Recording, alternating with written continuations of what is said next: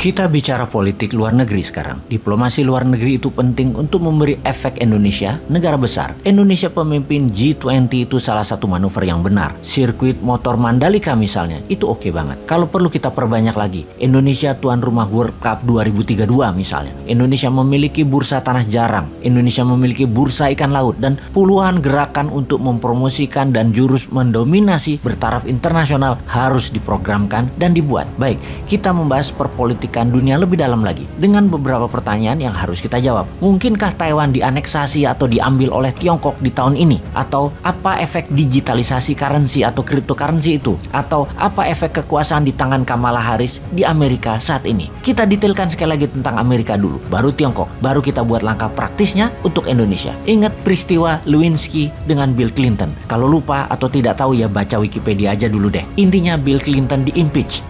Pencopotan jabatan Bill Clinton itu gagal, tetapi kekuasaan Bill Clinton dicopot. Clinton tetap presiden, namun semua administratif White House ada di Al Gore, wakil presiden yang men-sign semua tugas-tugas negara. Biden saat ini sama, secara administratif Kamala Harris yang sign. Apa Biden di-impeach? Bukan. Kali ini beda lagi. Yang mau diserang adalah Kamalanya. Makanya dinaikkan jabatannya karena di Amerika tidak ada meng-impeach wakil presiden, yang ada meng-impeach presiden. Jadi Kamala Harris dinaikkan itu tujuannya adalah Anda sendiri yang tahu jawabannya. Jadi bisa dikatakan sampai akhir jabatan 2024 nanti, presiden dan wakil presiden Amerika akan mandul. Goyangan politik dalam negeri Amerika saat ini adalah terburuk dalam sejarah Amerika yang akan panjang dan berdampak sistemik. Kamala Harris saat ini jadi bulan-bulanannya politik di Amerika. Dia itu sangat bodoh, bisa dikatakan begitu, untuk layak jadi wakil presiden Amerika. Sangat bodoh, makanya harus dibuang atau dikucilkan kekuatannya. Itu pendapat banyak politikus di Amerika. Amerika lagi mau membuang Kamala Harris. Bayangkan,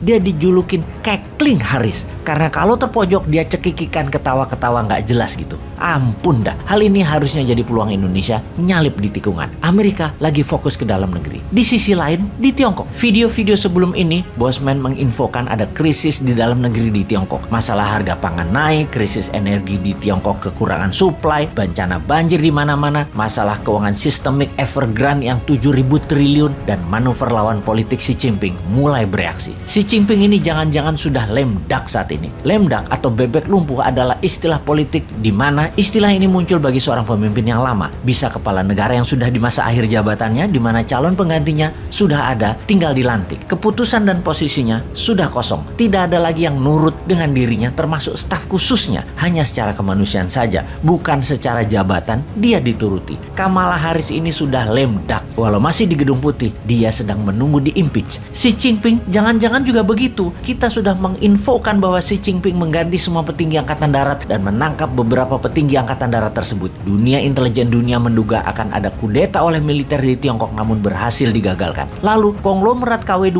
banyak yang meninggalkan Tiongkok pindah ke Singapura, Hong Kong, dan Amerika. Ada lebih 1.000 keluarga konglomerat Tiongkok KW2 pindah ke Singapura saat ini. Anda sahabat, kalau mau membeli Rolls Royce tidak akan tersedia, harus inden sampai 2 tahun karena semua dipesan konglo-konglo KW2 Tiongkok yang pindah ke Singapura. Mengapa mereka pindah? Mereka tertekan dengan kebijakan Xi Jinping. Secara politik, mentornya Xi Jinping yaitu Jiang Zemin dan rival beratnya Xi Jinping yaitu kelompok Hu Jintao mulai kasak-kusuk manuver di Politbiro PKC Partai Komunis Cina. Jadi kalau kita sederhanakan, ada 2 kelompok ekonomi besar di Tiongkok. BUMN Tiongkok kaki tangan organiknya PKC di bawah kendali Xi Jinping, dan kelompok pro Jiang Zemin swasta KW2 dan KW3-nya Tiongkok. Alibaba, Jack Ma adalah bagian dari Jiang Zemin, bagian dari Hu Jintao yang disikat sama Xi Jinping. Terdiam kawan kita itu sekarang. Kasihan ya, istri Jack Ma saat ini beli 2 kapling di Marina Singapura dan mulai membangun rumah senilai $70 juta di sana. Larilah kawan kita itu satu ke Singapura juga. Goncang ini Tiongkok di dalam negerinya. Karena itu dialihkan isu dalam negerinya dengan akan menyerbu Taiwan. Jujur, kita dapat simpulkan tidak akan diserang itu Taiwan. Ini hanya lip service propaganda Tiongkok. Kita Indonesia bagaimana? Sini, kasih new mind, kita susul keduanya Tiongkok dan Amerika itu.